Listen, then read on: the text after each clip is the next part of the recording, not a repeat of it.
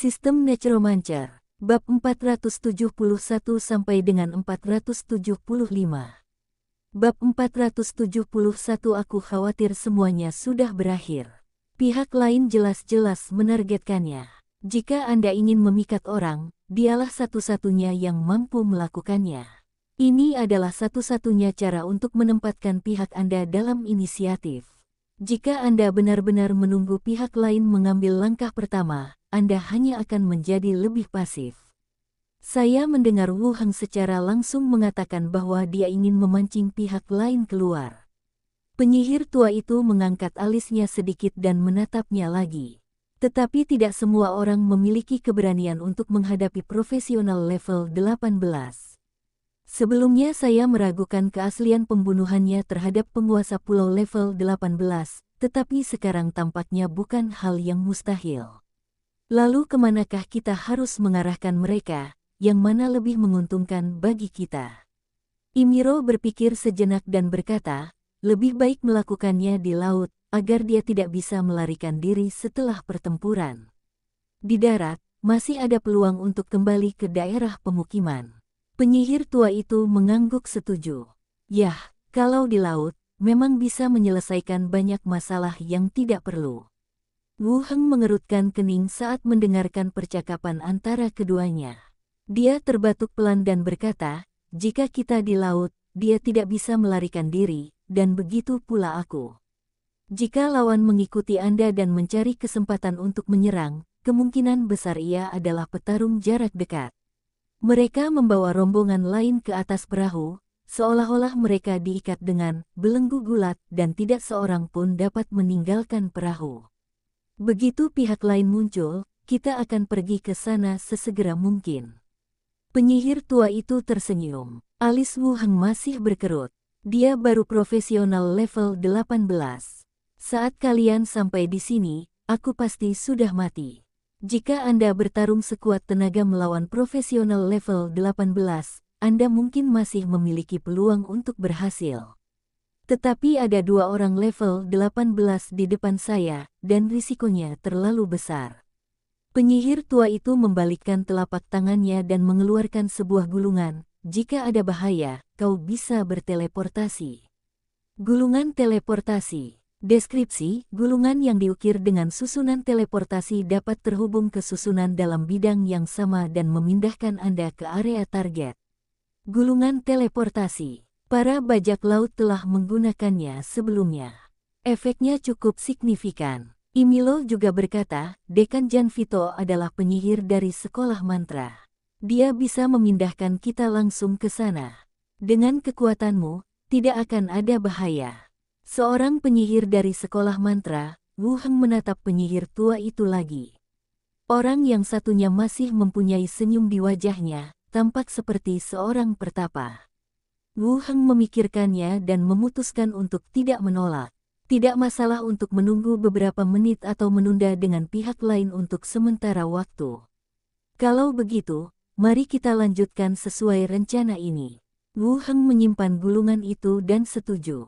Setelah keputusan awal, penyihir tua itu merenung sejenak dan melanjutkan, Wakil Diakon Wu Heng, apakah Anda tidak punya kesan sedikit pun tentang orang ini? Tidak, kecuali insiden bajak laut ini, aku belum pernah bertemu profesional level 18, jawab Wu Heng langsung. Yimi Luo juga menganalisis, kemungkinan terbesarnya adalah mereka berasal dari kultus hukuman ilahi. Tetapi bentuk tubuh yang digambarkan Wu Heng tidak persis sama dengan mereka. Maksudmu penyihir di poster buronan itu? Penyihir tua itu menyesap tehnya. Penyihir punya banyak kemampuan unik.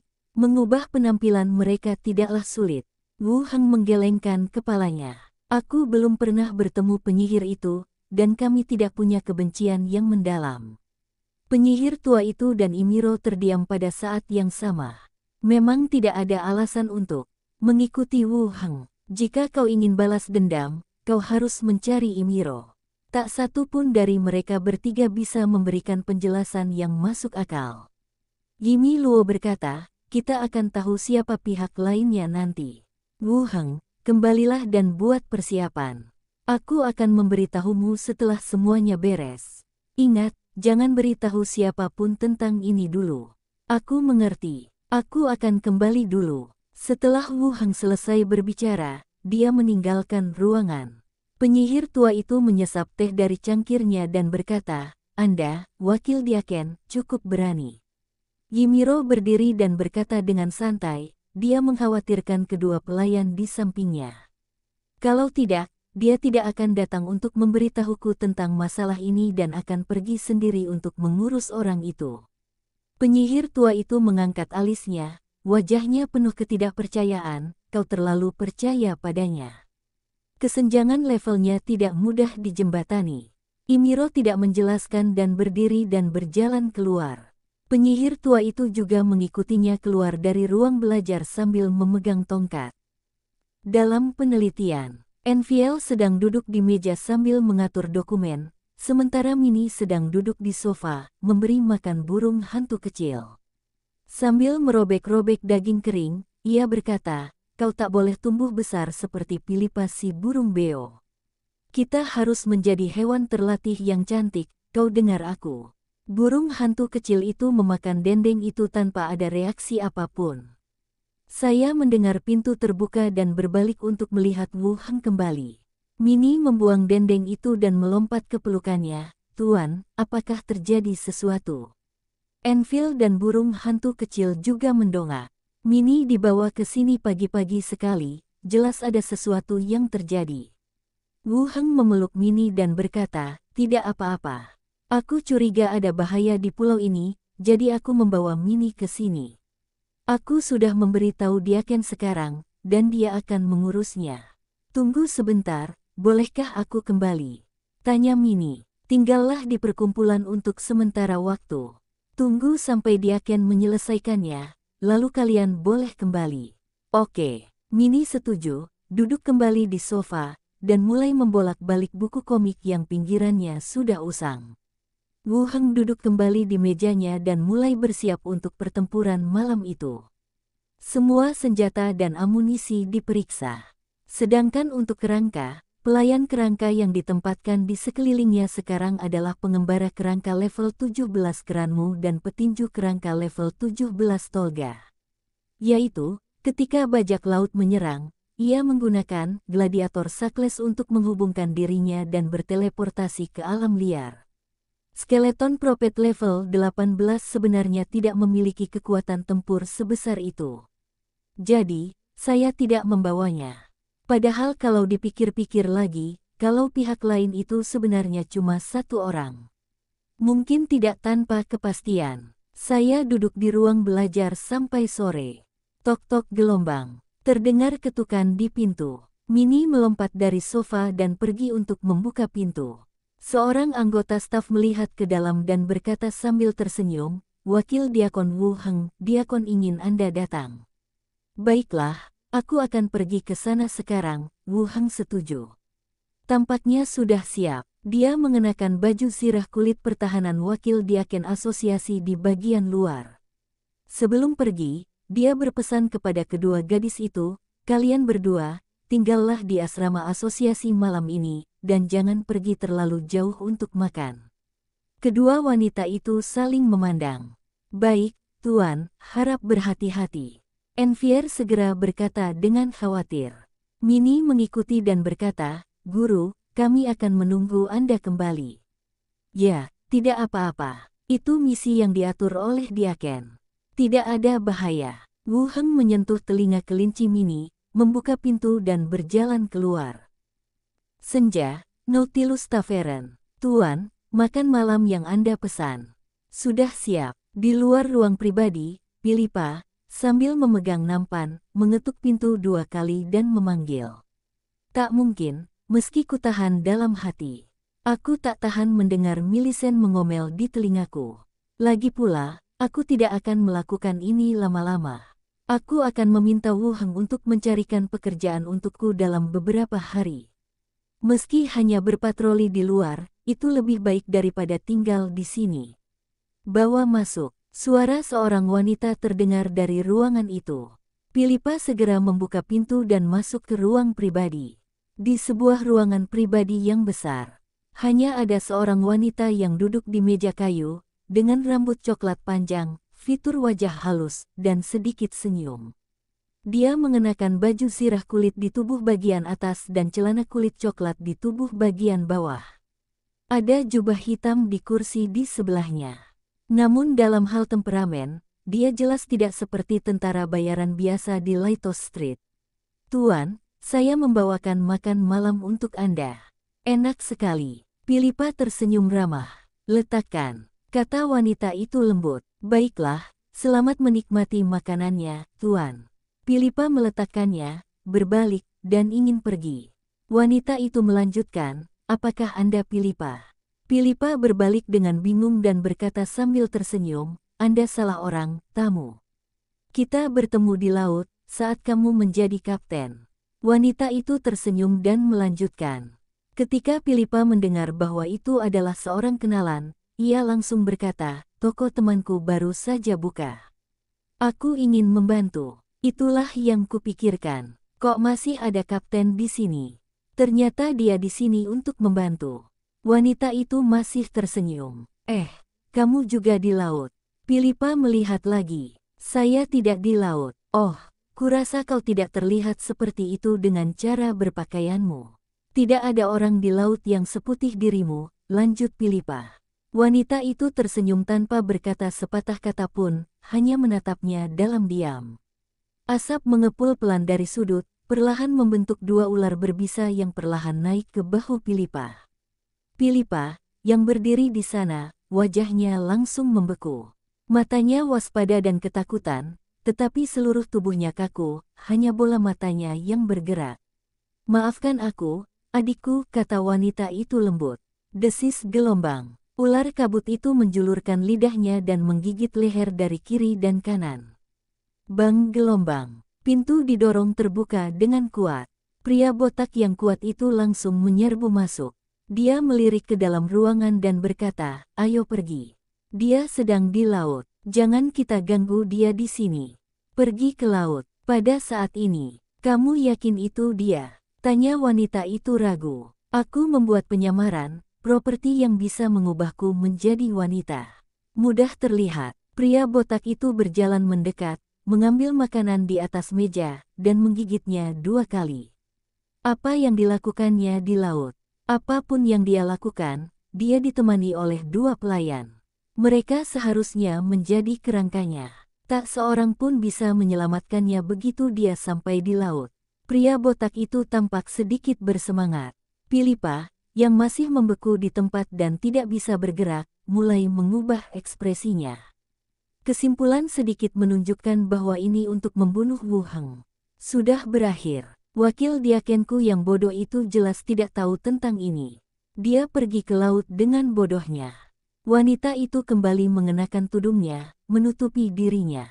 "Ayo pergi." Philippa melambaikan tangannya sedikit, dan dia membeku di tempat, matanya berputar ke belakang, dan dia pingsan.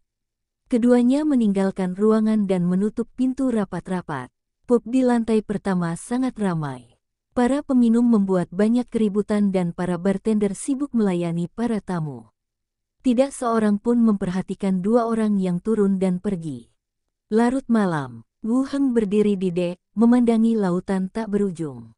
Bahkan jika itu berarti menyergap orang lain, tetapi masih ada rasa tegang yang tak terkendali di hatiku. Profesional level 18 adalah profesional terkuat kecuali pahlawan. Jelas tidak mungkin untuk mengatakan bahwa tidak ada tekanan sama sekali. Tubuhnya pasti menakjubkan. Pada saat ini, Xiao Xiao terbang turun dengan cepat dari atas dan berkata dengan tergesa-gesa, "Ini dia, ada perahu yang datang ke sini."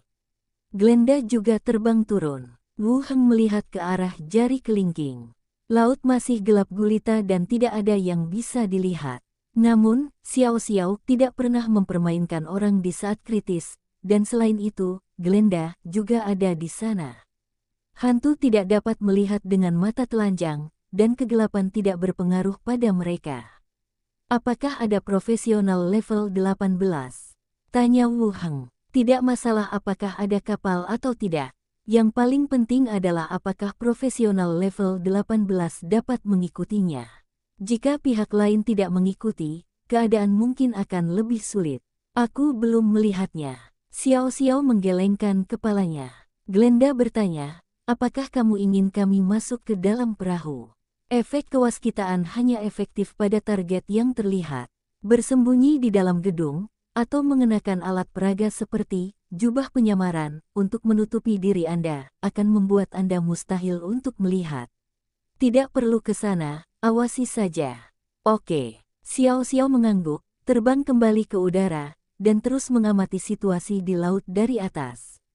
Sekitar 20 menit kemudian, sebuah kapal berukuran sedang muncul di bawah sinar bulan. Bergerak lurus ke sisi ini. Mereka datang, ada profesional level 18, seru Xiao Xiao. Saya melihat sesosok tubuh berjalan keluar dari kabin. Juga melirik kapal-kapal di sini. Dengan tendangan kakinya, dia melesat keluar bagaikan bola meriam. Beberapa meter jauhnya, benda itu mendarat di dek dengan suara keras. Aku telah menangkapmu, Archdeacon kecil. Bab 472 Kaksiu. Keduanya saling berhadapan dengan jarak 5 meter. Wu Heng juga memperhatikan targetnya dengan saksama. Dibandingkan dengan pihak lain, mereka selalu mencari peluang untuk menargetkan diri mereka sendiri. Dia bahkan tidak tahu siapa musuhnya. Kepalanya botak, wajahnya persegi, alisnya tebal, matanya besar, kulitnya agak gelap, dan tubuhnya yang telanjang. Otot-ototnya yang kekar berkilau seolah diminyaki. Dia mengenakan sarung tinju di tangannya dan tatapan matanya seganas harimau. Seorang petinju, atau petinju tanpa baju besi. Pria botak itu mengerutkan kening sambil menatap wakil diaken asosiasi yang sedang mengamatinya dengan tenang. Kenapa, kau tidak terkejut aku tiba-tiba menghentikan perahumu? Wu Heng bertanya, siapa kamu?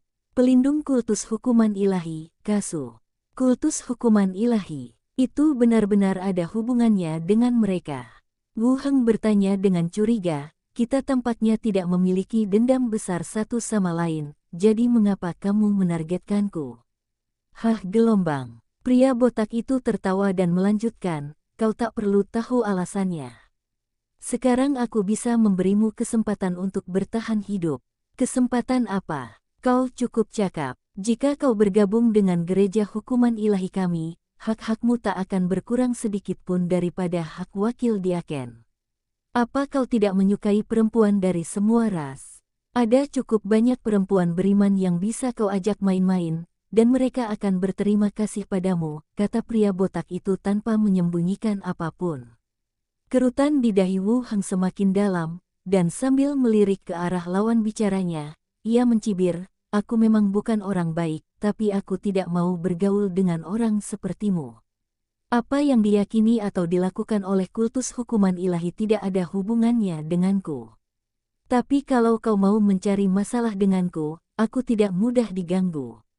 Cahaya dingin melintas di mata pria botak itu, dan niat membunuh memenuhi udara. Lalu dia tersenyum lagi. Coba tebak, berapa banyak gerakan yang harus kulakukan untuk membunuhmu? Wu Heng juga mencibir, coba tebak mengapa aku pergi melaut hari ini. Kau mencari kematian. Pria botak itu menghentakkan kakinya lagi, berubah menjadi aliran cahaya, dan menyerbu langsung ke arahnya. Jepret gelombang. Tiba-tiba, sambaran petir yang terang menyambar langit dari awan di atas. Terangi langit malam. Pria botak yang menerjang maju tiba-tiba mengubah ekspresinya. Saat dia mencoba menghindar, dia tersambar petir. Tubuh lelaki botak itu meringkuk menjadi bola, papan kayu di bawah kakinya patah, dan busur listrik berwarna putih keperakan menyebar dengan cepat di sekelilingnya. Pada saat yang sama, sebuah lingkaran sihir muncul dari tengah dek, dan Imiro, penyihir tua, dan dua diaken asosiasi tingkat tinggi muncul dari lingkaran sihir pada saat yang sama. Imiro menatap pria botak di hadapannya, Sekte Hukuman Dewa, Kasu. Pada saat yang sama, dia memperingatkan, penyihir dari kultus hukuman ilahi harus berada di dekat sini, berhati-hatilah. Saat suara itu meninggi, sosok Imiro melesat cepat, terus-menerus mengubah posisinya, dan energi pedang menebas petinju botak di hadapannya. pangeran para elf yang punya harapan terbesar untuk menjadi pahlawan. Orang lain mungkin takut padamu, tapi aku, Kaxiu, tidak. Pria botak itu meraung marah, dan tinjunya berubah menjadi bayangan tinju. Energi pedang dan kekuatan Ki terus meledak di dek, dan serpihan kayu beterbangan kemana-mana. Di belakang, dua diaken asosiasi tidak bergegas, tetapi tetap dekat untuk melindungi penyihir tua itu. Penyihir tua itu mengayunkan tongkat kayu di tangannya. Desir-desir gelombang, panah energi berjatuhan, menusuk pria botak itu bagaikan kejaran. Kemudian terjadilah angin kencang, guntur dan kilat, dan segala macam sihir terus-menerus menyerang posisi masing-masing di tengah pertempuran antara keduanya. Hasil karya mage itu memang punya efek yang signifikan. Pada saat ini, Xiao Xiao terbang turun lagi, Paman, ada profesional level 18 lainnya di kapal itu. Wu Heng yang menyaksikan pertarungan dan bersiap untuk membunuh merasa terkejut.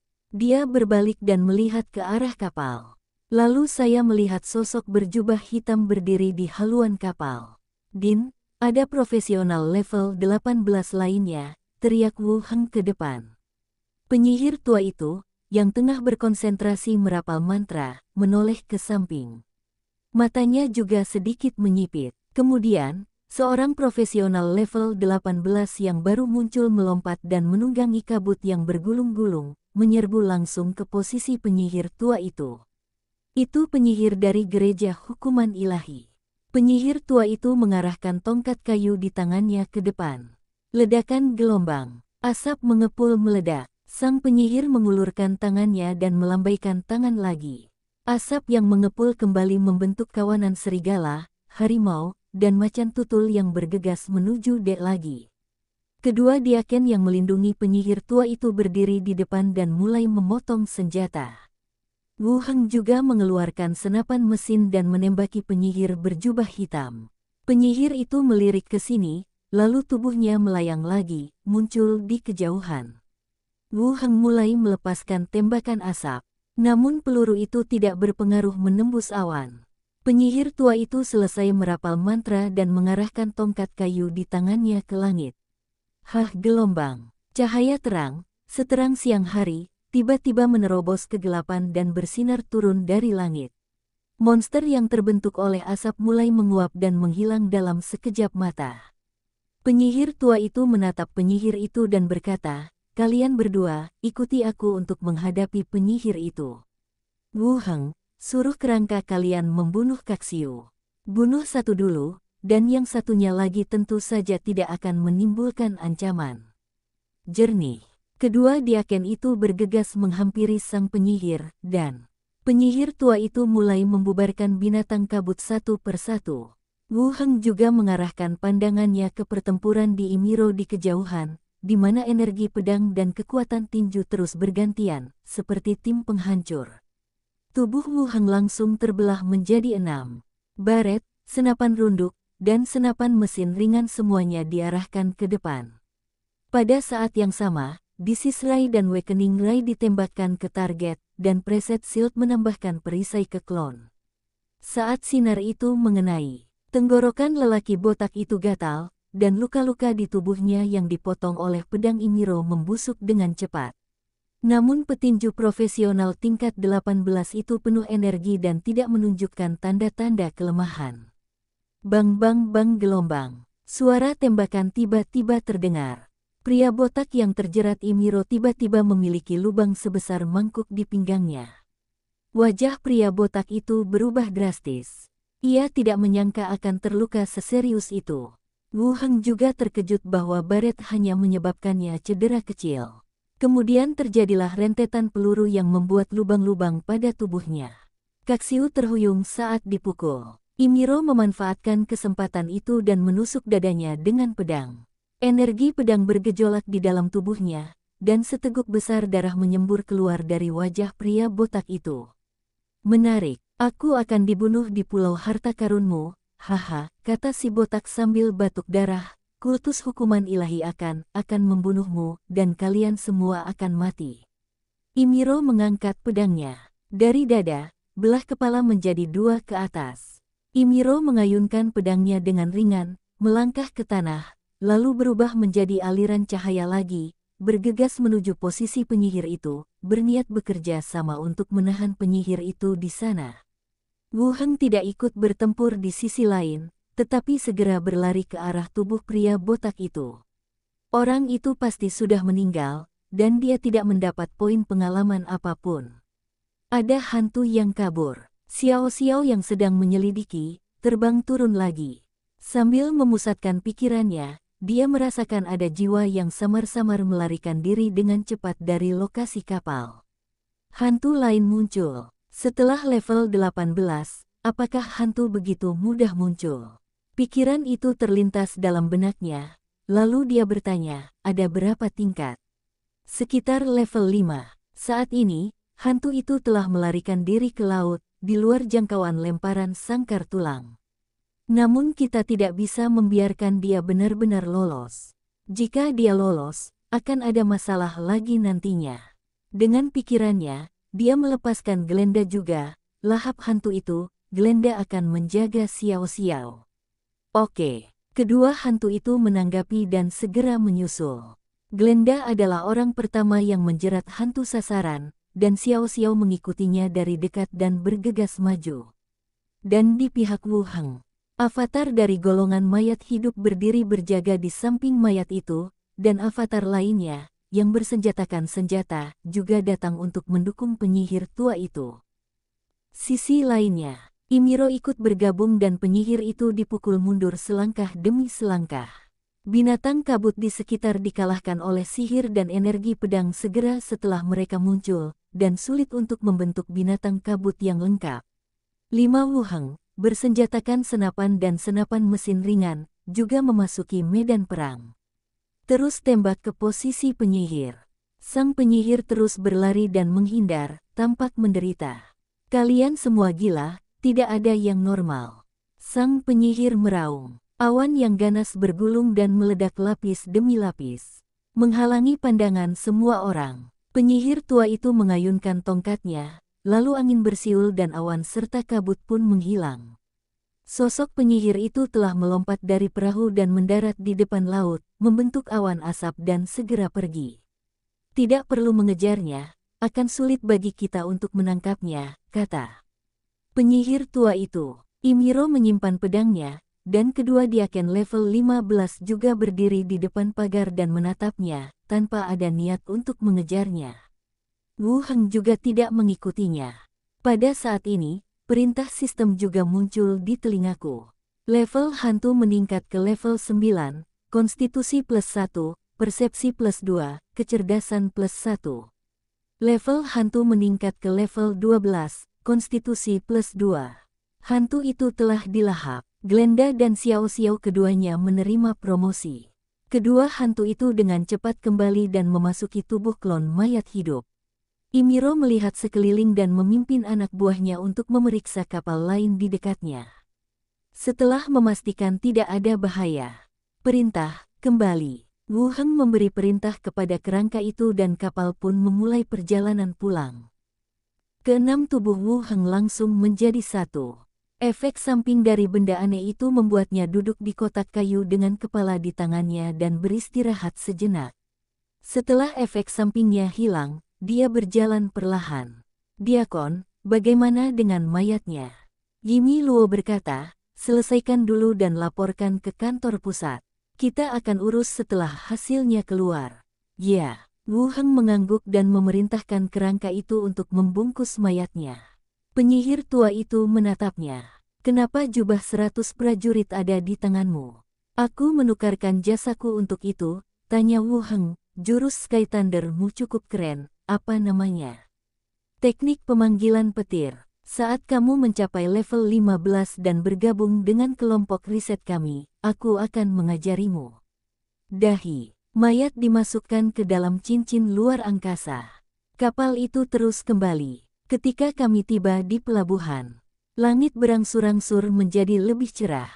Jenazahnya dibawa kembali ke asosiasi. Di terumbu karang pulau yang lembab, ombak terus menghantam batu karang, dan airnya pun memercik bagai hujan deras. Awan kabut tersandung dan mendarat di bebatuan, membentuk penampakan seorang wanita yang acak-acakan. Luka yang menggemparkan itu, darah mengalir sepanjang karang hingga ke laut. Sialan, orang gila, semuanya gila. Kaksiu benar-benar idiot, dia bahkan tidak tahu kalau dia ditipu. Wanita itu menelan ramuan itu dengan susah payah sambil mengumpat. Bab 473 menerima surat. Alasan terbesar untuk berakhir seperti ini adalah karena Kaksiu meremehkan lawan. Dia hanya mengira bahwa pihak lain itu adalah seorang wakil diaken biasa dengan pangkat rendah. Asal Anda menemukan kesempatan yang tepat, Anda dapat dengan mudah menghancurkan lawan sampai mati. Namun ternyata orang yang dapat membunuh pemilik pulau, Okam, tidak sesederhana itu. Sekalipun levelnya tidak tinggi, ada keuntungan lainnya. Seluruh kejadian itu tidak sulit disimpulkan. Wakil diaken ini telah mengetahui sebelumnya bahwa Kaksiu sedang mengikuti dan mencari kesempatan, dan mengatur pelayaran laut ini. Sekalipun perang dimulai di pulau itu, mereka tidak akan kalah telak. Petinju benar-benar telah mengubah otak mereka menjadi otot. Wanita itu mengumpat lagi. Dia duduk di karang dan terus beristirahat, wajahnya tampak muram. Kaksiu meninggal, itu kesalahannya sendiri. Tetapi bagaimana dia harus menjelaskan masalah ini setelah dia kembali?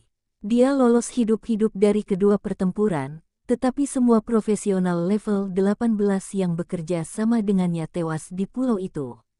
Bahkan jika Anda tahu apa yang sedang terjadi, sulit juga untuk meyakinkan orang lain. Sekarang semuanya tergantung pada bagaimana mengatakannya, dan kita juga harus menghindari berakhir di Pulau Harta Karun di lain waktu. Sambil memikirkan hal ini, dia melihat ke arah Treasure Island. Pulau ini memiliki kutukan di level 18. Semua orang yang pergi ke sana tewas, dan saya sendiri hampir tewas di sana. Duduklah di atas batu dan beristirahatlah sejenak. Di kejauhan, tampaklah garis besar kapal kargo perlahan-lahan. Mata wanita itu berbinar, lalu dia mengembuskan napas pelan, lalu seekor hiu yang terbuat dari kabut abu-abu terbentuk di hadapannya. Sambil menggendongnya, mereka segera mendekati kapal kargo. Kota Rentam, kamar tidur utama yang didekorasi dengan mewah. Wen Manxia yang tengah tertidur lelap, terbangun dari mimpinya, mengumpulkan rambut merah panjangnya, dan duduk di atas tempat tidur. Begitu aku duduk, dari sudut mataku aku melihat amplop itu ditaruh di samping bantalku. Matanya menyipit dan dia memandang sekeliling ruangan dengan waspada. Setelah memastikan tidak ada musuh atau bahaya, dia mengerutkan kening dan mengulurkan tangan untuk mengambil surat itu. Saya melihat sekeliling dan memastikan bahwa itu adalah surat biasa. Wen Manxia mengerutkan kening dan berpikir, dia tidak ingat meletakkan surat yang belum dibuka di samping tempat tidur. Bagi orang lain, mengirimkan surat itu kepadaku juga berarti mereka mempunyai kemampuan untuk membunuhku saat itu juga. Setelah ragu sejenak, dia memutuskan untuk membuka amplop dan menuangkan isi surat itu. Ketika surat itu dibuka, tulisan tangan berwarna merah cerah itu tampak sedikit menyilaukan. Kakak iparku tersayang, saya sangat senang mendengar kabar dari pembantu saya yang paling cantik dan tersayang, yang sangat saya rindukan setelah beberapa bulan tidak bertemu dengannya. Dunia luar memang luas dan penuh warna, tapi tetap saja tidak memberiku kehangatan dan perasaan baik saat kamu tidak ada. Melihat kembali saat-saat kita bertemu, itu seperti mimpi yang menghancurkan kehidupan masing-masing. Sampai sekarang, saya masih ingat kucing liar kecil itu, adegan dia merengek minta dipukul, dan momen-momen yang saya lalui di gang. Kami tampak sangat gila saat itu. Semuanya baik-baik saja di sini, dan saya terus memperbaiki diri, jadi jangan khawatir. Kudengar situasi politik di kerajaan Yeko sedang cukup tegang. Kau relatif dekat dengannya, jadi kau harus siap menghadapi segala kemungkinan. Jika ada bahaya atau kemungkinan pertempuran, tinggalkan kota dan cari perlindungan dari asosiasi. Aku akan menjemputmu nanti. Keselamatanmu sendiri adalah yang terpenting. Anda harus menggunakan hasil pajak sesuai dengan rencana pembangunan Anda. Anda tidak perlu menyerahkannya kepada saya. Anda dapat menggunakannya sesuai kebijaksanaan Anda sendiri. Aku akan kembali menemuimu setelah beberapa saat. Ada berbagai macam makanan laut dan aksesori yang indah dan istimewa di sini. Saya akan membawakannya kembali nanti. Tuanku tercinta. Selagi dia menyaksikan, senyum muncul di bibir Wen Manxia. Tidak ada tanda tangan maupun salam dalam surat tersebut, namun dari isi suratnya, dapat diketahui siapa pengirim surat tersebut. Ini mungkin pertama kalinya mereka menggunakan metode pengiriman surat ini, dan mereka tidak yakin apakah itu akan berhasil, jadi mereka tidak menuliskan nama atau jabatan mereka. Sayang sekali, waktu kamu melakukan itu, kamu tidak memanggilku kakak ipar. Ketika dia melihat kucing liar kecil itu bertingkah genit dan dipukul, Wen Manxia merasa wajahnya menjadi panas, dan tubuhnya juga menjadi sedikit hangat. Saya juga teringat adegan dia jongkok di tanah dan mengeong sambil mengenakan pakaian dalam anak kucing yang jelas-jelas terlalu kecil. Saling menggoda, membanting mereka dengan kasar ke tempat tidur, dan bercinta satu sama lain. Saat itu, sang guru paling menyukai yang ini.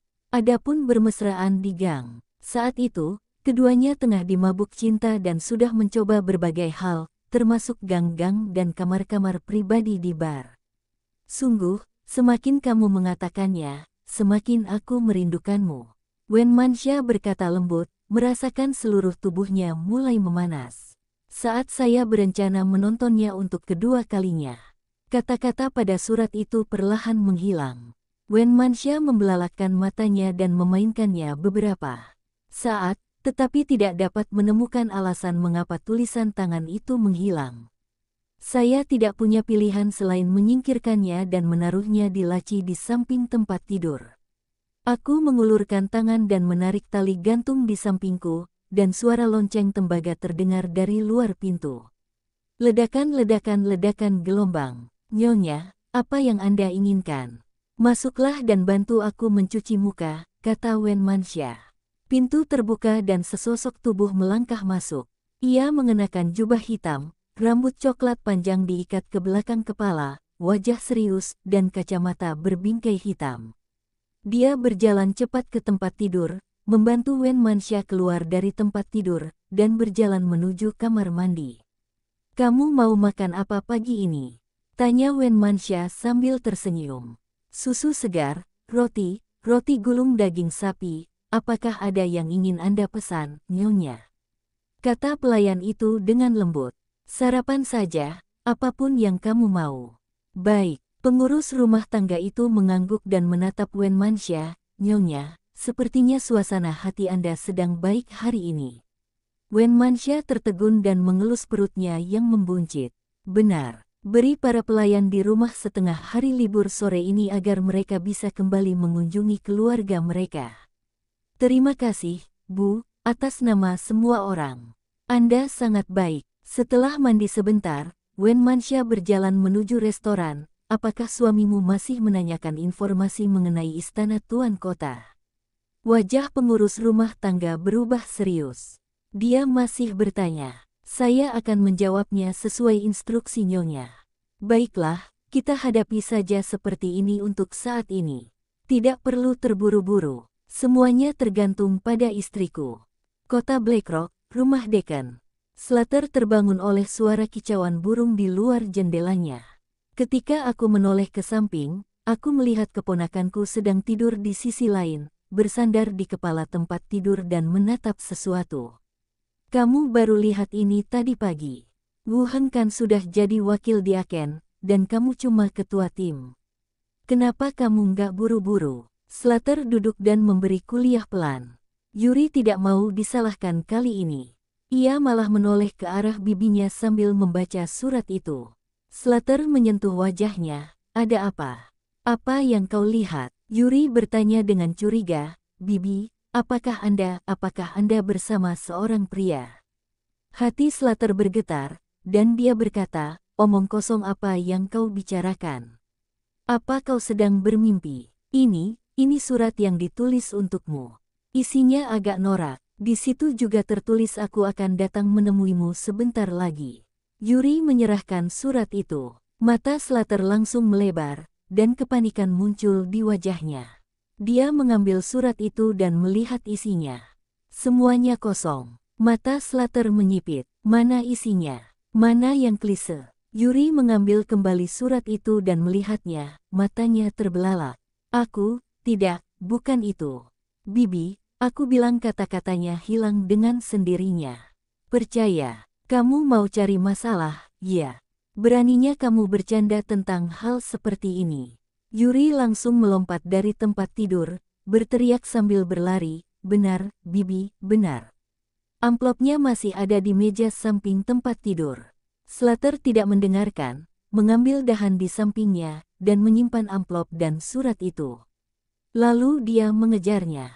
Di meja makan, Yuri mengusap pantat kecilnya, Bibi, aku kan sudah jadi kapten, kenapa Bibi selalu memukulku? Padahal aku tidak bohong, aku percaya. Slater mengambil tongkat itu dan memukulnya lagi, kita tidur bersama tadi malam. Siapa yang boleh membawa surat ke kamar tidur malam-malam? Kamu berhalusinasi karena membaca komik. Kamu tidak boleh membacanya lagi. Apa hubungannya ini dengan komik? Slater menatapnya dan berkata, kamu sedang memikirkan seseorang dan kamu salah mengira surat yang tidak tertulis sebagai surat cinta. Yuri melengkungkan bibirnya, tidak mungkin, aku akan menjadi raja bajak laut, siapa yang bisa aku pikirkan? Jangan dilihat lagi, kalau sampai ketahuan, aku akan memukulmu. Yuri berhenti berbicara dan makan dalam diam. Saya berpikir dalam benak saya, apa yang salah? Mengapa tidak ada kata-kata pada surat yang saya lihat? Treasure Island, Asok. Wu Heng menuruni tangga batu dan menuju ke kamar mayat. Hari masih pagi dan kedua petugas pemeriksa mayat baru mulai bersiap untuk pekerjaan hari ini. Yang mulia, wakil diakon. Kedua pria itu memberi hormat. Nah, ada mayat di sini. Verifikasi identitasnya, lalu kumpulkan organ dalamnya. Aku akan mengambilnya nanti. Sambil berbicara, dia mengeluarkan mayat dan toples organ. Tubuh petinju botak itu cukup menyedihkan. Imiro mengayunkan pedangnya ke atas dari dada, membelah tubuh bagian atas menjadi dua, dan sejumlah besar organ dalam mengalir keluar. Bagaimana jenazah akhirnya ditangani akan bergantung pada pengaturan asosiasi. Lagi pula, orang ini dibunuh oleh Imiro, dan sulit dikatakan apakah dia bisa mendapatkan bagian rampasannya pada akhirnya. Wu Heng merasa organ dalam seorang profesional level 18 mungkin berguna. Karena ia sudah memiliki toples organ, ia memutuskan untuk menyimpannya terlebih dahulu. Petugas forensik membawa jenazah ke ranjang besi. Dia dengan santai melanjutkan, Diakon, apakah saya akan menyimpan jenazahnya untuk Anda? Simpan saja. Ini dibunuh oleh Diaken. Kita akan putuskan nanti, kata Wu Heng. Oke. Petugas forensik mulai menangani jenazah, dan Wu Heng juga keluar dan kembali ke atas. Kembali ke ruang belajar kantor Anda. Envier dan Mini sedang duduk di ruang belajar sambil mengobrol. Tadi malam, karena situasinya masih belum jelas, mereka diizinkan tinggal di asrama asosiasi, dan hari ini mereka datang langsung ke asosiasi. Melihat Wu Heng kembali, kedua wanita itu menunjukkan kegembiraan. Mereka datang dari kiri dan kanan untuk memeriksa apakah ada yang terluka. Tidak apa-apa, tidak terjadi apa-apa, kata Wu Heng sambil tersenyum. Envier memeluk pinggangnya dan bertanya, Tuan, apakah masalahnya sudah terselesaikan? Terpecahkan. Diakon itu membunuh target. Diaken telah mengambil tindakan, jadi pihak lain pasti sangat berkuasa, kata Envier. Wu Heng tertegun. Kau benar. Mini menuangkan secangkir teh untuk Wu Heng dan bertanya, Guru, kapan kita pulang? Baiklah, mari kita makan malam di luar sebelum pulang. Wu Heng duduk kembali di kursi di belakang meja. Ayo kita ke yang di distrik Laitos. Masakan alkimia mereka enak sekali, usul Mini. Bagus. Mereka bertiga mengobrol sebentar. Dengan bunyi dentang, pintunya terbuka dengan kekuatan yang terasa seperti ditendang. Kemudian, Pilipa bergegas masuk sambil membawa poster pencarian di tangannya. menunjuk pada potret wanita di poster pencarian. Ini, aku, dia ingin membunuhku kemarin, dan ada juga pria botak yang ingin membunuhmu. Bab 474 Pabrik Peluru. Philippa terengah-engah, berusaha keras untuk mengekspresikan dirinya. Tapi itu masih agak membingungkan. Jangan terburu-buru, santai saja, kata Wu Heng. Philippa menarik napas dalam-dalam dan duduk di sofa. Mini, ambilkan aku segelas air. Silakan, kata Mini tanpa menoleh sedikit pun. Wu Heng melambaikan tangannya, dan ketel itu melayang, menuangkan segelas air di depan Philippa. Philippa meniup anggur dan mendapati anggurnya tidak terlalu panas. Setelah menghabiskan semuanya, ia berkata, tadi malam, wanita ini pergi ke kedai dan ingin membunuhku. Lalu seorang pria botak lain bergegas masuk dan berkata bahwa kau pergi ke laut dan ingin mengikutimu untuk membunuhmu. Wu Heng mengangkat alisnya, dan kedua wanita di sampingnya menoleh dengan terkejut. Apakah pihak lain telah menemukan Nautilus Tavern? Lagi pula, Philippa harus dibunuh.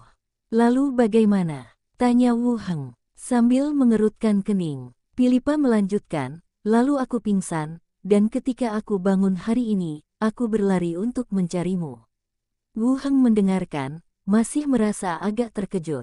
Waktu yang disebutkan Philippa tidak jauh berbeda dengan saat dia berlayar.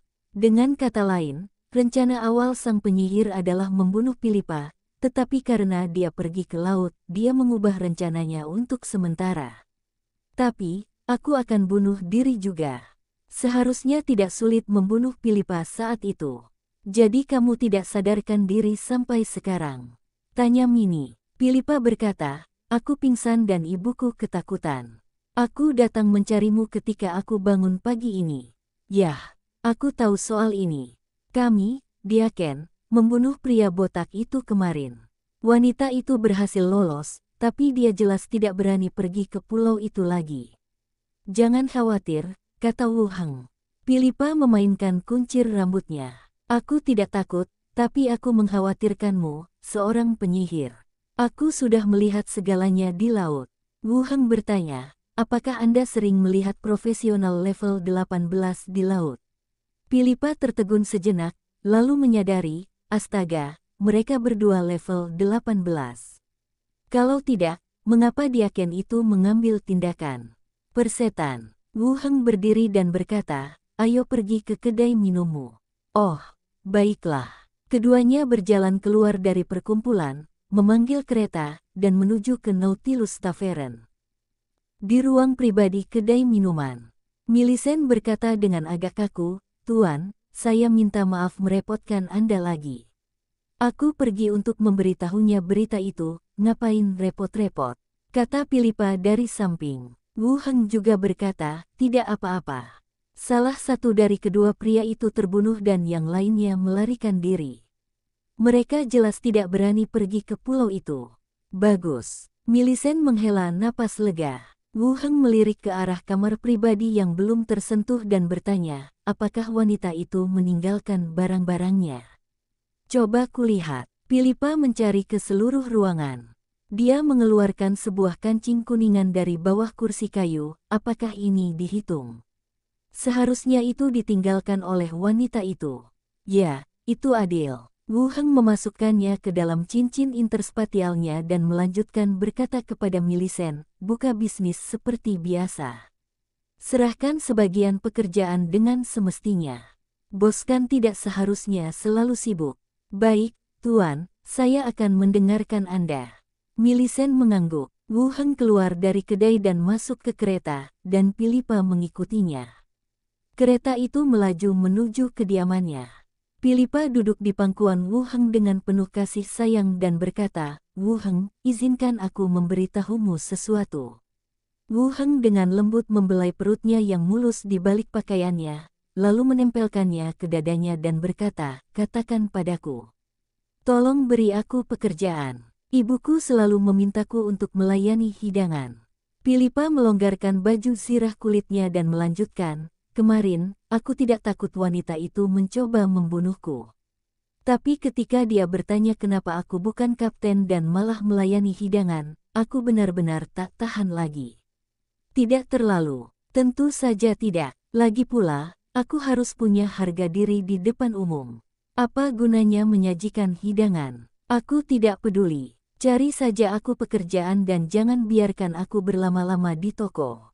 Philippa memutar tubuhnya. Wu Heng berpikir sejenak dan berkata, kalau begitu aku akan bertanya besok dan membantumu di asosiasi. Baiklah, sekarang aku kenal banyak orang di asosiasi ini. Kembali ke tempat tinggal. Wu Heng memintanya untuk menunggu di ruang tamu sebentar, dan dia pergi ke kamar Nabi Kerangka di lantai atas. Sebuah kerangka berjubah duduk di kursi kayu, sambil memandang keluar jendela. Lihat, apakah ini bisa mendeteksi apapun? Wu Heng mengeluarkan gesper tembaga. Nabi Kerangka mengambilnya, satu tangan kerangka melayang di atas gesper tembaga, dan satu tangan mencengkeram lengan Wu Heng. Detik berikutnya serangkaian gambar yang rusak muncul dalam pikiranku. Di dalam toko kain tua, seorang wanita menawan masuk ke toko dan bertanya, "Bos, berapa harga jubah ini? Kamu punya penglihatan yang tajam. Bahan berkualitas tinggi, 70 tembaga. Baiklah, aku menginginkannya." Wanita itu melemparkan uangnya, mengambil jubah dan mengenakannya di kepalanya, lalu berjalan keluar dan mengangguk. Di dalam longe yang didekorasi mewah, wanita itu memegang kepala yang keriput. Kepala itu penuh dengan tatapan tajam. Tunggu sampai penjaga lain di dekat sini datang dan membunuh orang itu sebelum penunjukan baru asosiasi itu ditetapkan. Seorang subdiakon, tidak perlu seperti itu. Lakukan apa yang aku katakan. Di dalam kabin yang redup, tentara bayaran yang membawa intelijen melaporkan situasi di pihak asosiasi. Kabut abu-abu itu mengembun menjadi ular berbisa dan membunuh para tentara bayaran. Kita tidak bisa melakukannya di pulau itu. Imiro dan Gianvito sudah cukup untuk menghentikan kita. Lalu tunggu sampai dia meninggalkan pulau itu. Adegan-adegan itu berakhir satu persatu. Wu Heng pun langsung tersadar. Tanpa diduga, kerangka juga dapat memutar gambar dengan cara ini.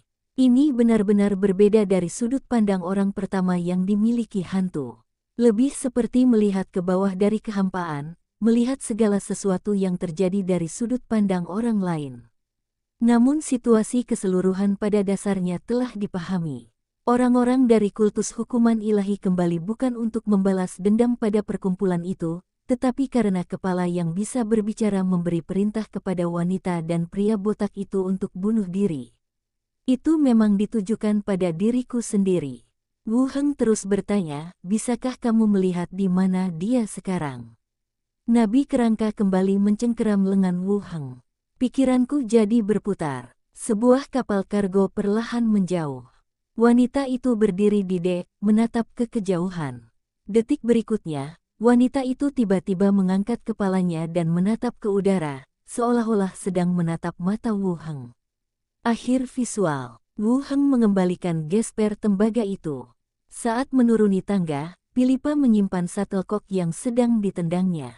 Bagaimana? Wanita itu sudah pergi. Bisakah Anda pergi ke pelabuhan dan memeriksa kapal kargo, Sardari, yang akan berangkat? Di mana pemberhentian selanjutnya? Baiklah. Philippa mengangguk dan meninggalkan kediaman itu. Wu Heng memeriksa ruangan yang berisi beberapa kerangka. Verifikasi bahwa tidak ada yang berubah. Tidak lama kemudian, Philippa kembali dengan kereta, menuju kota Netale di kerajaan Yeko. Ya, aku mengerti. Philippa tersenyum dan maju dengan malu-malu, aku akan menemanimu malam ini, oke? Wu Heng merangkul bahunya dan berkata, tidak hari ini. Aku ada urusan. Aku akan datang ke kedai untuk menemuimu 2 hari lagi. Baiklah, kalau begitu jangan lupakan. Setelah beberapa saat, Philippa kembali ke kedai minuman. Wu Heng juga kembali ke kamar dan berjalan menuju gerbang. Dunia zombie. Setelah melepaskan Xiao Xiao, Zhao Yanqiu datang tak lama kemudian. Tuanku, Wakil Kepala Li Yahong telah mengirim pesan yang mengatakan bahwa mereka telah menghubungi para penyintas di luar negeri. Kami ingin Anda datang dan melihat-lihat ketika Anda punya waktu. Korban selamat di luar negeri. Apakah ada berita secepatnya? Siapkan mobil. Aku akan ke mall sekarang. Oke. Tak lama kemudian, Wu Heng tiba di mall. Li Yahong masuk dan berkata, kami telah menghubungi para penyintas dari berbagai daerah di luar negeri. Beberapa dari mereka mengatakan mereka dulu bekerja di pabrik militer dan dapat memimpin kami untuk mendudukinya, asalkan kami menyediakan makanan yang cukup. Oh, negara mana? Di Myanmar, pada dasarnya tidak ada hambatan komunikasi. Mereka juga berbicara bahasa Mandarin. Di negara lain, kami hanya menemukan penyintas yang fasih berbahasa Inggris, Jepang, dan Korea. Di wilayah lain, tidak ada orang yang fasih berbahasa Mandarin untuk berkomunikasi.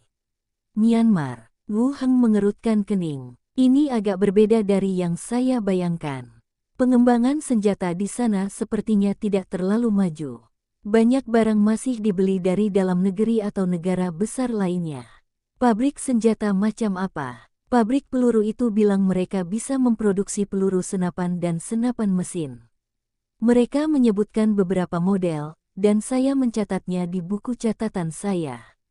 Bab 475 Pengangkatan Master Pulau Myanmar. Mengapa rasanya seperti mereka mencoba menipu orang di sana? Saya mengatur agar seseorang menghubungi dunia luar, dan mereka adalah orang pertama yang menerima tanggapan. Sebelum virus merebak, saya selalu bisa melihat situasi di sana. Saya ingat ada pasukan pemerintah, pasukan independen, dan pasukan sekutu. Masing-masing dari mereka mengendalikan suatu wilayah, jadi situasinya cukup kacau. Berapa skala pabriknya? Wu Heng melanjutkan bertanya. Li Yahong berpikir sejenak, saya tidak menjelaskan lebih lanjut, tapi dari apa yang dia katakan, sepertinya itu bukan bisnis formal, mungkin pabrik kecil atau semacamnya. Produksi peluru memang merupakan arah pengembangan selanjutnya. Namun jika melihat tingkat pembangunan di sana, skala pabrik yang disebutkan kemungkinan besar hanyalah sebuah pabrik kecil milik militer setempat, atau lebih mungkin sebuah bengkel kecil. Jika saatnya tiba, tunggangi naga terbang itu. Perjalanan jauh juga mengandung banyak bahaya. Kalau teknologinya memang benar-benar maju dari suatu negara besar dan ada pabrik militer yang matang, tentu tidak akan jadi masalah untuk mengatasi kesulitan-kesulitan itu, tetapi untuk Myanmar, kita tetap perlu mempertimbangkannya. Teknologi di sana terbelakang, tidak sepadan dengan perjalanan kami.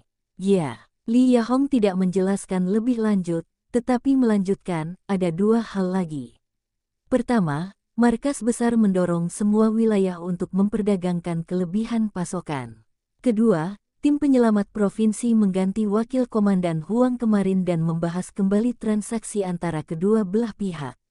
Apa kata provinsi? Pertama-tama, saya mohon maaf atas kesalahpahaman sebelumnya dan ingin kita mengembalikan harga pangan ke harga semula. Wu Heng penasaran, kesalahpahaman apa? Li Yahong tersenyum dan berkata, mereka bilang wakil komandan Liu sengaja menggunakan cetak biru senapan mesin untuk membuat masalah agar bisa berdagang dengan kita. Sekarang dia telah dicopot dari jabatannya sebagai wakil komandan. Wah, sungguh cara penanganan yang familiar. Jadi, mereka tidak punya cetak biru senapan mesin sama sekali. Mereka mengatakan sedang mempersiapkan pabrik militer dan bersedia membaginya dengan kami jika sudah waktunya, ujar Li Yahong.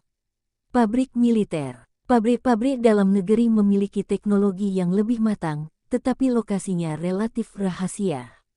Saya tidak tahu banyak tentang ini sebelumnya.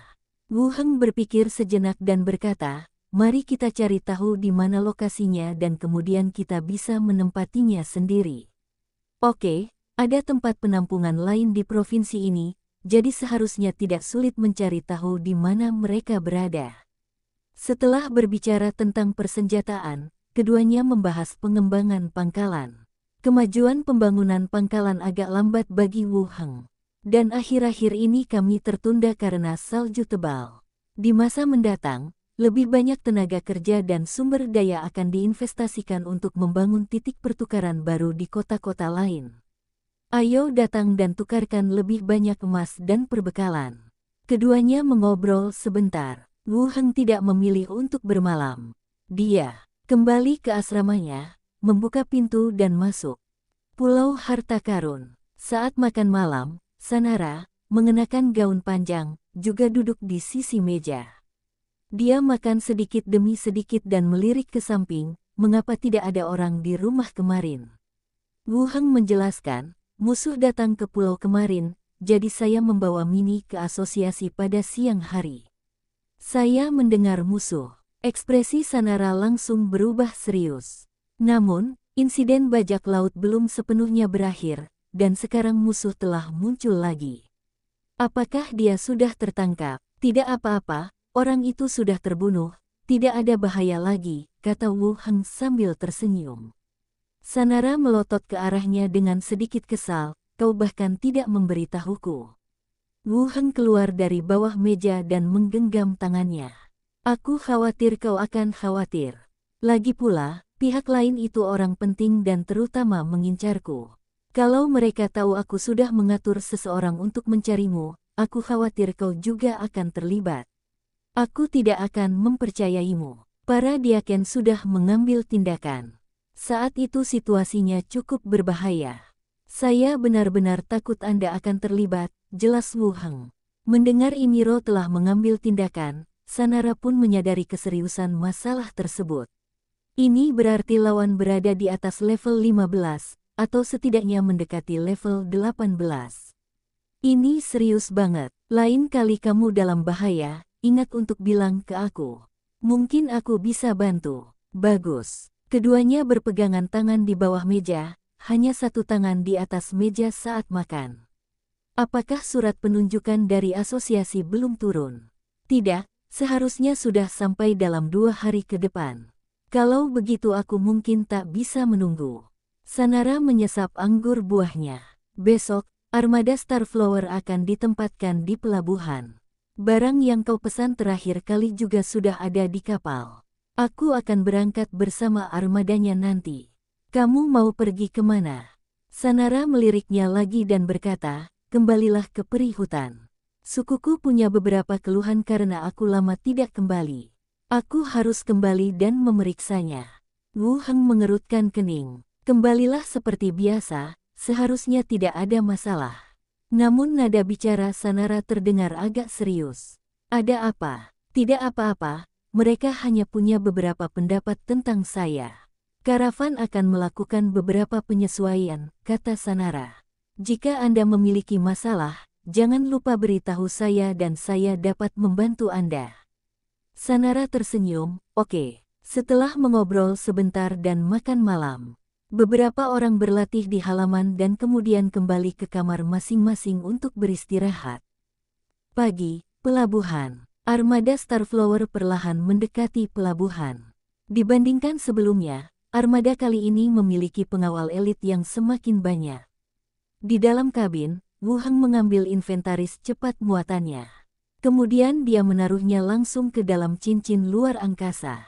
Semakin banyak bajak laut yang ia bunuh, semakin banyak pula cincin luar angkasa yang ia miliki dengan ruang yang besar. Anda dapat menggunakan beberapa lagi untuk mengemas semua barang yang dipesan.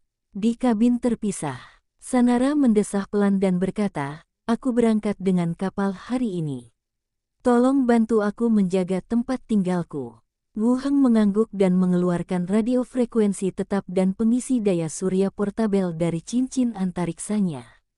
Keduanya untukmu. Letakkan di bawah panel surya untuk mengisi daya, lalu hubungkan ke lokasi ini dan kau bisa menghubungiku. Jika ada bahaya, jangan lupa beritahu aku. Sanara pernah melihat panel surya sebelumnya. Lagi pula, selama beberapa waktu, mereka berdua berjalan di atap setiap hari dan harus berhati-hati untuk menghindarinya. Wu Heng bahkan menjelaskan secara spesifik kepadanya tentang apa itu, jadi dia memiliki gambaran yang jelas tentangnya. Sanara mendengarkan dengan saksama, dan setelah memastikan bahwa dia tahu cara menggunakannya, dia menyimpannya. Apakah kamu akan merindukanku? Sanara memegang wajahnya dan menatapnya dengan enggan. Ya, Wu Heng melingkarkan lengannya di pinggangnya dan menciumnya dengan keras. Keduanya berpelukan erat, napas mereka bercampur. Mereka berciuman sejenak. Terdengar ketukan di pintu dan suara pengurus rumah terdengar. "Nyonya, pramugara kapal mengundang Anda." Keduanya terpisah. "Aku akan ke sana sekarang," kata Sanara. Sambil merapikan pakaiannya, dia berkata, "Baiklah, aku pergi dulu. Aku akan kembali sebentar lagi." "Baiklah, kalau begitu jangan pergi." Sanela memukulnya pelan. "Kita sudah sepakat untuk menjadi sepasang kekasih, nak. Kau tidak benar-benar jatuh cinta, kan?" Wu Heng dengan lembut menyeka noda air di sudut bibirnya. "Bukankah hanya aku yang terharu?" Sanela mendongak dengan penuh kasih sayang, "Aku juga." Armada bunga bintang perlahan pergi. Wu Heng berdiri di pelabuhan dan mengamati sejenak, lalu menaiki kereta dan kembali ke kediamannya. "Sebenarnya aku masih merasa agak enggan melepaskan Sanara. Namun, pihak lawan juga punya urusannya sendiri. Ia adalah presiden sebuah kelompok bisnis rasial, dan status serta prestasinya jauh lebih tinggi daripada dirinya sendiri. Dia tidak bisa benar-benar menjaganya di sisinya dan membesarkannya sebagai pembantu hanya untuk menemaninya. Setiap orang punya jalannya sendiri untuk ditempuh." Disebut kereta. Wu Heng naik kereta dan kembali ke kediamannya. Setelah menyapa Mini, dia naik ke lantai 4 dan mengantarkan barang-barang yang dibeli ke dunia zombie. Stasiun akan didirikan di berbagai kota nanti. Biji-bijian ini adalah barang yang paling penting untuk implementasi. Keesokan harinya, asosiasi. Ruang belajar dekan. Di dalam ruangan, Yimi Luo duduk di seberangnya, Wu Heng dan Silagui duduk di sofa di satu sisi, dan asisten Moya membuatkan teh untuk mereka. Imiro membolak-balik informasi itu 2 kali lalu menatap mereka berdua. Nada suaranya tetap tenang. "Penunjukan dari kantor pusat sudah dilakukan. Meskipun kalian berdua adalah wakil Diaken, kinerja kalian sangat luar biasa, dan kalian berdua telah dipromosikan sesuai dengan itu." Penunjukan telah dibuat. Ekspresi Wu Heng tiba-tiba menjadi serius. Silagui tampak penuh harap. Masalah Treasure Island sebenarnya cukup rumit. Wu Heng mengalahkan bala bantuan bajak laut, membersihkan sebagian besar bajak laut di Laut Zamrud dalam satu serangan, dan juga membunuh pemilik pulau asli. Dengan kekuatan seperti ini, dalam pertempuran kota, seseorang dapat langsung menguasai seluruh pulau. Namun masalahnya adalah Wu Heng bertindak sebagai wakil Diaken saat itu. Tugas darurat asosiasi. Seberapapun menonjolnya kinerja seseorang, itu tergantung pada bagaimana asosiasi tersebut memutuskan masalahnya. Oleh karena itu, Sanara juga bekerja sama dengan Kamar Dagang untuk secara khusus mendukung Wu Heng dan menekankan kontribusi Wu Heng dalam pertempuran ini. Yimi Luo tidak bermaksud bersikap misterius. Ia mengeluarkan 2 lambang berbeda dan meletakkannya di hadapan kedua pria itu. Wu Heng akan dicopot dari jabatannya sebagai wakil Diaken dan digantikan sebagai ketua Treasure Island. Ia juga akan diangkat menjadi pembawa bendera asosiasi. Wu Heng tiba-tiba merasa senang. Asosiasi ini benar-benar mengambil alih Treasure Island ke tangannya sendiri. Silagui, yang berdiri di sampingnya, juga menatapnya dengan heran. "Ini berarti Anda menjadi pemilik pulau secara langsung. Seluruh pulau itu miliknya." Wu Heng mengungkapkan rasa terima kasihnya, "Terima kasih atas kepercayaan asosiasi, dan terima kasih atas pelatihan Diaken. Kau pantas mendapatkannya." Imiro mengangguk dan mendorong lambang itu ke hadapannya. "Lambang pembawa panji. Simpanlah." Wu Heng mengambilnya dan melihatnya. Latar belakangnya berwarna emas, dengan pola dasar asosiasi yang dilubangi dan pola bendera biru di tengahnya. Yimi Luo melanjutkan, "Sheila telah dipromosikan menjadi Diaken Treasure Island. Mulai saat ini, beliau akan bertanggung jawab penuh atas pekerjaan asosiasi Treasure Island." Keduanya mengerutkan kening. Silagui bertanya langsung, "Diakon, bagaimana denganmu?" "Saya akan dipindahkan kembali ke markas." "Seharusnya saya tidak menduduki posisi Diaken sejak awal," jawab Imiro lembut. Wu Heng berpikir sejenak dan berkata, "Diaken, jika kamu pergi, apa yang akan kita lakukan jika kita tidak bisa mengalahkan yang lain? Treasure Island berbeda dengan Rentham City. Dua orang yang dipilih secara acak bisa jadi adalah profesional tingkat tinggi. Terutama baru-baru ini, terjadi konflik dengan orang-orang gereja hukuman ilahi. Para bajak laut hampir berhasil dibasmi. Kalian berdua sudah cukup untuk mempertahankan seluruh pulau, kata Imiro. Dan ada juga kultus hukuman ilahi. Kultus hukuman ilahi. Markas besar akan menyelidiki mereka. Mereka tidak akan berani mendarat di pulau itu dengan mudah. Keduanya ingin mengatakan sesuatu, tetapi mereka tidak mengatakannya. Keduanya dipromosikan, dan sebagai diaken pulau itu, Imiro pasti memiliki pengaturan yang lebih baik. Kita tidak bisa memaksanya tinggal demi keselamatan pulau ini. Saya juga tidak bisa menariknya keluar. Wu Heng kemudian bertanya, Diaken, apa itu pembawa bendera? Moya membawakan teh untuk mereka bertiga. Semuanya dijelaskan dalam manual asosiasi. Sepertinya Anda belum banyak membacanya, kata Yimiro. Ia melanjutkan, pembawa bendera mewakili pemimpin kerja asosiasi di bidang tertentu, menyampaikan gagasan-gagasan penting dan arah pengembangan asosiasi. Wu Heng mengerutkan kening dan berpikir sejenak, menyampaikan ide-ide penting dan arah pengembangan. Ini menempatkan saya pada posisi sipil, berbeda dari utusan lapangan asosiasi. Tapi tidak apa-apa seperti ini. Awalnya, dia tidak suka berpatroli dan pergi ke asosiasi untuk bekerja setiap hari. Jadi, berapa kisaran saya? Pulau-pulau dan daerah pesisir di sekitarnya, kata Imiro. Wu Heng bertanya lagi, siapa pembawa bendera sebelumnya? Aku. Imiro menatapnya. Wu Heng tertegun dan hendak bertanya mengapa dia memegang dua posisi, tetapi dia menahan diri. Jadi begitu, Yimiro melanjutkan, hadiah jasamu akan dikirimkan nanti. Mohon diperhatikan, Siaragui, posisi wakil diaken asosiasi juga akan diisi oleh orang baru nanti. Bagus, baiklah, saya akan tinggal di pulau ini selama beberapa hari lagi. Jika ada pertanyaan, silakan datang dan temui saya. Imiro menjelaskan masalah itu dengan sangat rinci. Aku takut mereka berdua tidak mengerti.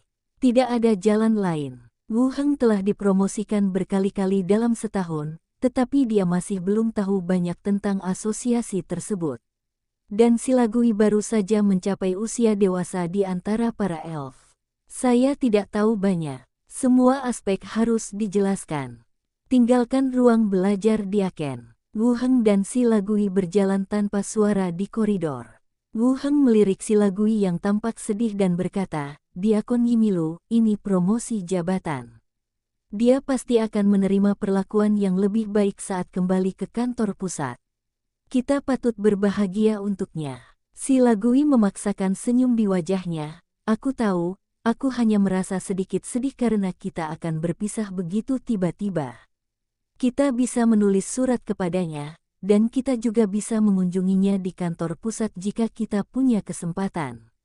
Ya, Silagui mengangguk dan menyeka air matanya dengan lembut. Oke, jangan menangis. Kita semua naik pangkat. Ini hal yang baik. Wu Heng membuka tangannya. Silagui bersandar di dadanya dan terisak pelan. Wu Heng menepuk bahunya pelan dan berkata, mulai sekarang, kamu akan menjadi diaken. Bagaimana mungkin seorang diaken menangis? Bagaimana jika saya tidak bisa melakukannya dengan baik? Tentu saja kau tidak bisa melakukannya dengan baik. Kau belum melihat para diaken di luar. Mereka jauh lebih buruk daripada kau, Wu Heng menghibur. Kalau begitu, kau akan membantuku. Tentu saja, kami sepakat untuk saling membantu. Di satu sisi koridor, terdengar suara langkah kaki berbicara. Silagui menyeka air matanya dan pergi ke kantornya. Wu Heng juga berjalan menuju ruang kerjanya. Kembali ke ruang belajar. Enfiel sedang menyortir dokumen. Melihat Wu Heng masuk, dia tersenyum dan berkata, Tuan Weyer, berkemas dan ayo pulang. Berkemas, pulang. Saya sudah menerima penunjukan dari asosiasi. Sekarang saya pemilik pulau dan saya tidak perlu lagi datang ke asosiasi untuk bekerja, kata Wu Heng. Envier tertegun sejenak, lalu menunjukkan ekspresi gembira. Kau benar-benar menjadi penguasa pulau. Ah, rencana Suster Sanela memang berguna. Wu Heng melanjutkan, berkemaslah dan kita akan kembali hari ini. Bagus. Envier mengemasi semua barang mereka. Lalu mereka keluar dari asosiasi itu bersama-sama. Jemput Mini. Mereka bertiga pergi ke rumah pemilik pulau itu bersama-sama. Tempat ini tidak sepi, tetapi dijaga oleh penjaga asosiasi dan tidak ada seorang pun yang tinggal di sini. Rumah besar itu dikelilingi oleh lingkaran tembok batu yang tinggi dan tebal, dengan gerbang besi hitam di tengahnya, diukir dengan pola dan dekorasi yang indah, membuatnya tampak seperti tembok kota kecil. Bicaralah pada penjaga. Ia membawa pembantunya ke dalam rumah besar itu. Di sana terdapat halaman luas dan kolam air mancur besar memanjang yang membentang hingga ke bagian depan benteng batu. Wah, pemilik pulau ini benar-benar tahu cara menikmati hidup. Tempat tinggalnya lebih baik daripada tempat tinggal ketua suku kita. Mini melihat sekeliling dan berseru keras. Enwir lalu berkata, pemimpin klanmu hanya berada di level tertentu. Membandingkannya dengan seorang profesional level 18 tentu saja tak ada bandingannya. Ekspresi Mini membeku, dan ia membalas, kau masih ketua suku yang masih muda. Mulai sekarang, saat Tuan tinggal di sini, kau akan tinggal bersamanya. Itu juga tinggal di sini bersama pemiliknya. Wu Heng merangkul bahu kedua orang yang sedang berdebat itu. Ayo kita masuk dan lihat. Mereka mungkin perlu direnovasi. Beberapa orang berjalan memasuki kastil.